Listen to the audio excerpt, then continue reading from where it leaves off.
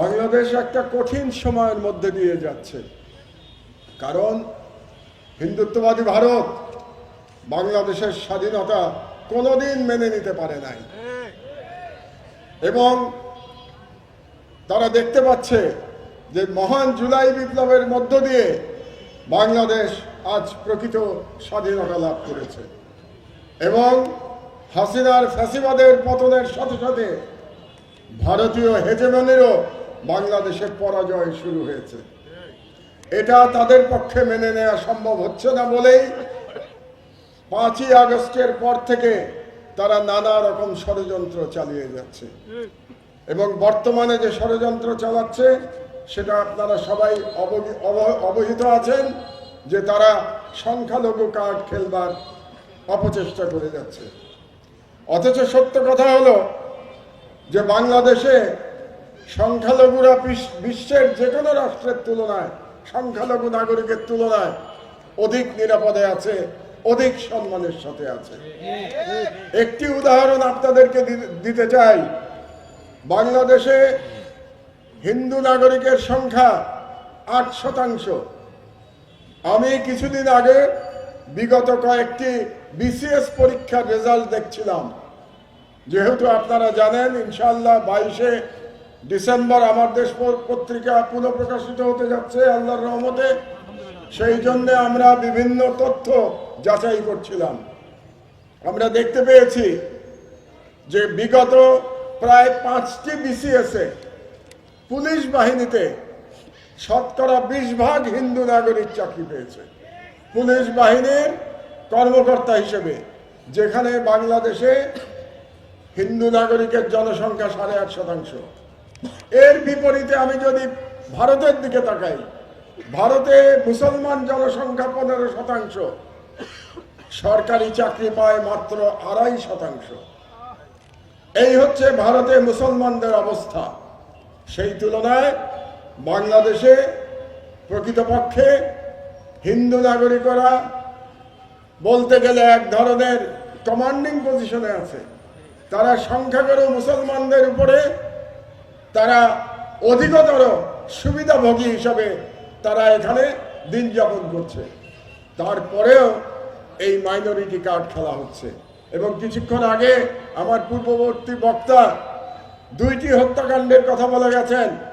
Fascist আমলে ফরিদপুরে 2 জন নিরীহ শ্রমিক, 2 ভাই সহোদর, তাদেরকে নির্মমভাবে এই হিন্দু সন্ত্রাসীরা হত্যা করেছিল এবং কয়েকদিন আগে আমাদের একজন আইনজীবীকে চট্টগ্রামে ইসকনের সন্ত্রাসীরা হত্যা করেছে।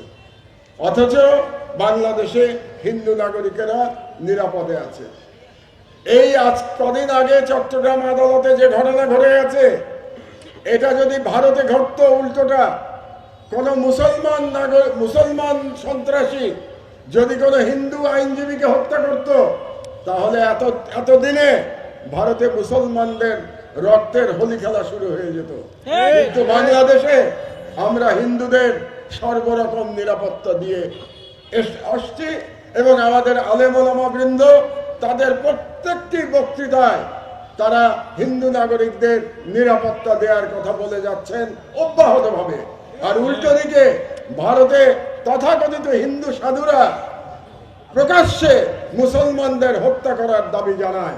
এই হচ্ছে বাংলাদেশ এবং ভারতের মধ্যে পার্থক্য।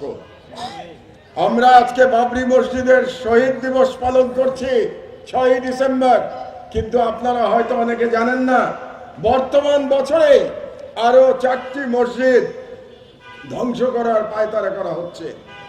এমনকি আমাদের আজমির শরীফ পর্যন্ত, হযরত মঈনুদ্দিন চিশতির জায়গা, সেটা পর্যন্ত এখন নিয়ে তার উপরে হিন্দুরা দাবি করছে যে সেটা একটা মন্দির এবং সেটা আবার ধ্বংস করার পায়তারা শুরু হয়েছে। কাজেই আমাদের কর্তব্য হচ্ছে, আপনাদের কাছে আহ্বান জানাচ্ছি, ভারতে যে মুসলমানদের উপর অত্যাচার চলছে তার প্রতিবাদ করা। কারণ মুসলমানরা আমরা উম্মাতে বিশ্বাস করি। উম্মাতে যদি আপনি বিশ্বাস করেন, উম্মার প্রতি যদি আপনার ভালোবাসা থাকে, তাহলে পৃথিবীর যেখানেই উম্মা নির্যাতিত হবে তার জন্য প্রতিবাদ করা আপনার ইমানি দায়িত্ব। দুর্ভাগ্যজনকভাবে আমরা সেই ইমানি দায়িত্ব পালন করতে ব্যর্থ হয়েছি বলেই ভারত আজকে মাইনরিটি কার্ড খেলবার দুঃসাহস দেখিয়েছে। আমরা যদি ভারতীয় মুসলমানদের জুলুমের বিরুদ্ধে আওয়াজ তুলতাম, ভারত কোনোদিনও মাইনরিটি কার্ড খেলতে সাহস পেত না। এটা আমাদের ব্যর্থতা যে আমরা ভারতীয় মুসলমানদের জুলুমের বিরুদ্ধে আমরা প্রতিবাদ করতে ব্যর্থ হয়েছি। এলো ভিশন মুশকিল আসান অফার, যে কোনো ব্র্যান্ডের পুরনো ফ্রিজ নিয়ে চলে আসুন ভিশন শোরুমে আর নিয়ে যান নতুন ভিশন ফ্রিজ 20% পর্যন্ত ছাড়। আপনাদেরকে দুই একটি ঘটনার কথা বলি। গত বছর ভারতের একজন উত্তরপ্রদেশে একজন সিটিং এমপি আতিক আহমেদ এবং তার ভাইকে পুলিশ সন্ত্রাসী নাম দিয়ে পুলিশের হেফাজতের মধ্যে ভাড়াটে খুনি নিয়ে এসে তাদেরকে প্রকাশ্য দিবালোকে এরকম টেলিভিশনের সামনে গুলি করে হত্যা করেছে এবং তার কোনো বিচার হয় নাই। এমপি, সিটিং এমপি, উত্তরপ্রদেশের সিটিং এমপি আতিক আহমেদ, তাকে হত্যা করা হয়েছে। কোন রকম প্রতিবাদ ভারতে উচ্চারিত হয় নাই। আর বাংলাদেশে উল্টোটা হচ্ছে। এক সন্ত্রাসী, ইসকনের সন্ত্রাসী চিন্ময় দাস, সে গ্রেফতার হয়েছে। সন্ত্রাসীর তো গ্রেফতারই হওয়ার কথা। সেই সন্ত্রাসী চিন্ময় দাস গ্রেফতার হওয়ার জন্যে তার প্রতিবাদে তার দলীয় সন্ত্রাসীরা, ইসকনের সন্ত্রাসীরা একজন মুসলমান, একজন তরুণ আইনজীবীকে নির্মমভাবে হত্যা করেছে বাংলাদেশে। এটা কল্পনা করা যায়? আরেকটি ঘটনার কথা বলি। উত্তরপ্রদেশেই একজন ইউনিভার্সিটির টিচার খালিদ আহমেদ, তিনি একটা মাঠে নামাজ পড়ছিলেন একা একা। একজন একা মাঠের মধ্যে নামাজ পড়ছিলেন উত্তরপ্রদেশের মসজিদে। নামাজ পড়ার অপরাধে তাকে চাকরিচ্যুত করা হয়েছে। এই হচ্ছে ভারত। এই ভারতের দিল্লিতে নামাজরত মুসল্লিকে পুলিশ বুট দিয়ে লাথি মেরেছে। আমরা তার প্রতিবাদ করি নাই। এটাই আমাদের ব্যর্থতা। এই জন্য আপনাদের কাছে আমি আহ্বান জানাচ্ছি, আপনারা 6 ডিসেম্বর থেকে আপনারা রাস্তায় নামুন। নামবেন কি জন্যে? ভারতের মুসলমানদের অত্যাচারের বিরুদ্ধে আপনারা রাস্তায় নামবেন। এবং 6 ডিসেম্বর আমাদের জন্য একটা গুরুত্বপূর্ণ দিন, কারণ বাবরি মসজিদ 1992 সালে ওই দিন ধ্বংস করা হয়েছিল। কাজেই সেই উপলক্ষে আমি আপনাদের কাছে আহ্বান জানাচ্ছি, আমি হেফাজতের কাছে আহ্বান জানাচ্ছি। হেফাজতের নেতৃবৃন্দরা এখানে উপস্থিত আছেন। আপনাদের দায়িত্ব সারা বাংলাদেশে ওই দিন ভারতীয় মুসলমানদের উপর জুলুমের বিরুদ্ধে মিছিল করা, ঢাকা সারা বাংলাদেশে। আপনারা সারা বাংলাদেশে আওয়াজ তুলুন। আমরা প্রতিবাদ জানাই ভারতে মুসলমানদের উপর নিপীড়নের বিরুদ্ধে। যারা নিজেদের মাইনরিটিদের উপরে দিবারাত্র অত্যাচার চালাচ্ছে, তারা সাহস পায় কি করে বাংলাদেশে মাইনরিটি নিয়ে কথা বলার জন্য? তাদের কোন রকম নৈতিক অধিকার নাই বাংলাদেশে হিন্দুদের নিয়ে কথা বলার জন্য। ভারতের হিন্দুত্ববাদী সরকারের, মোদীর কোন রকম অধিকার নাই। কারণ আপনারা জানেন, বর্তমানে যে ভারতের রাষ্ট্র ক্ষমতায় অধিষ্ঠিত সেই প্রধানমন্ত্রী মোদীর আর এক নাম হচ্ছে গুজরাটের কসাই। মোদীকে গুজরাটের কসাই নামে ডাকা হয়। কেন ডাকা হয়? 2002 সালে নরেন্দ্র মোদী যখন গুজরাটের মুখ্যমন্ত্রী ছিল, তখন হাজার হাজার মুসলমানকে সাম্প্রদায়িক দাঙ্গায় হত্যা করা হয়েছিল মোদীর ডাইরেক্ট নির্দেশে। এই কারণে সারা বিশ্বে মোদীকে গুজরাটের কসাই হিসাবে ডাকা হয়। 1 বছর আগেও বিবিসি টেলিভিশন একটা ডকুমেন্টারি করেছে। সেই ডকুমেন্টারিতে বলা হয়েছে, ইংরেজি ডকুমেন্টারি, সেখানে বলা হয়েছে Modi is the Butcher of Gujarat, মানে গুজরাটের কসাই। সেই গুজরাটের কসাই নিজের দেশে মুসলমানদের গণহত্যা করার পরে কি করে সাহস পায় বাংলাদেশের মাইনরিটি নিয়ে কথা বলার জন্য? এবং এই যে সাহস পাচ্ছে, এটা আমাদের ব্যর্থতা। কারণ আমরা ভারতের মুসলমান ভাইদের পাশে দাঁড়াই নাই। আমার মনে আছে, আমি যখন কলেজ ইউনিভার্সিটিতে পড়তাম, তখন জুম্মার নামাজে, প্রতিটা জুম্মার নামাজে কাশ্মীরের মুসলমান এবং ফিলিস্তিনের মুসলমানদের জন্য দোয়া করা হতো। আজকে আমি সেই দোয়াগুলি শুনতে পাই না। আমি যখন আজকে জুম্মার নামাজ পড়তে যাই, সেই জুম্মার নামাজে আমি কাশ্মীরের মুসলমানদের জুলুমের কথা শুনতে পাই না। আপনারা হয়তো অনেকে খুররম মঞ্জুরের নাম শোনেন নাই। খুররম মঞ্জুর কাশ্মীরের একজন মানবাধিকার কর্মী, অনেকগুলো আন্তর্জাতিক পুরস্কার পেয়েছে খুররম মঞ্জুর। সেই খুররম মঞ্জুরকে গত 5 বছর ধরে জেলে আটক রাখা হয়েছে সন্ত্রাসী অপবাদ দিয়ে। কে আটক রেখেছে? ভারতীয় হিন্দুত্ববাদী সরকার, মোদীর সরকার। আর সেই মোদীর সরকার, যে মোদীর সরকার খুররম মঞ্জুরের মতো আন্তর্জাতিক খ্যাতিসম্পন্ন মানবাধিকার কর্মীকে 5 বছর ধরে বিনা বিচারে জেলে আটক রেখেছে, সেই মোদী সরকার আপত্তি জানাচ্ছে একজন সন্ত্রাসী চিন্ময় দাসের গ্রেফতার নিয়ে। এর থেকে হাস্যকর আর কিছু হতে পারে না। কাজেই আমাদেরকে বলতে হবে ভারতকে খুব পরিষ্কার করে যে তোমরা ভারতের মুসলমানদের দিকে নজর দাও, বাংলাদেশের হিন্দুদের দিকে নজর দেওয়ার তোমাদের কোনো প্রয়োজন নাই। কারণ বাংলাদেশের হিন্দুরা বাংলাদেশের নাগরিক, এবং বাংলাদেশের নাগরিকদের রক্ষা করা আমাদের সংখ্যাগুরু, আমরা মুসলমান, আমাদের পবিত্র কর্তব্য। এবং সেই কর্তব্য আমরা পূর্বেও পালন করেছি, এখনো পালন করছি, ইনশাআল্লাহ ভবিষ্যতেও পালন করে যাব। তার জন্যে মোদীর নসিহতের কোনো প্রয়োজন নাই।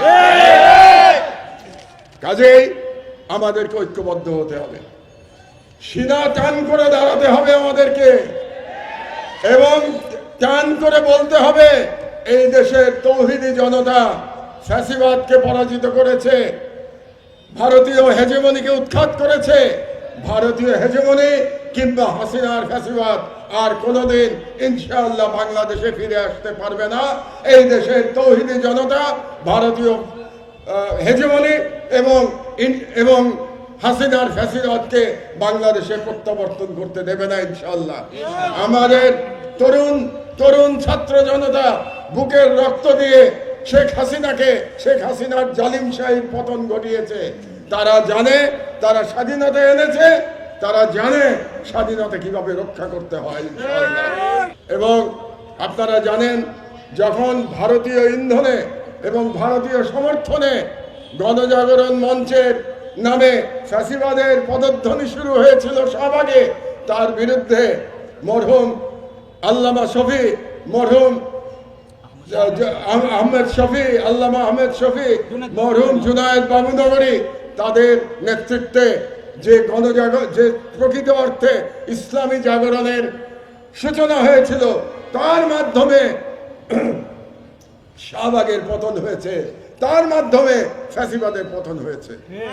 আমি বলতে চাই, আজকে আবার বাংলাদেশ এক ধরনের বিপদের মধ্যে পড়েছে। কাজেই ঐতিহাসিকভাবে এই দেশের আলেম সমাজের উপরে দায়িত্ব এসেছে আবার বাংলাদেশের স্বাধীনতা এবং আমাদের ঈমান রক্ষা করবার জন্য। এই জন্যে আমি আজকে যারা হেফাজতের নেতৃবৃন্দ এখানে উপস্থিত আছেন, তাদের উদ্দেশ্য করে বলতে চাই, আপনারা আবার নেতৃত্ব দিন, আপনারা আবার ইসলামী জনতাকে নেতৃত্ব দিন এবং তাদেরকে ঐক্যবদ্ধ করে মাঠে নামান।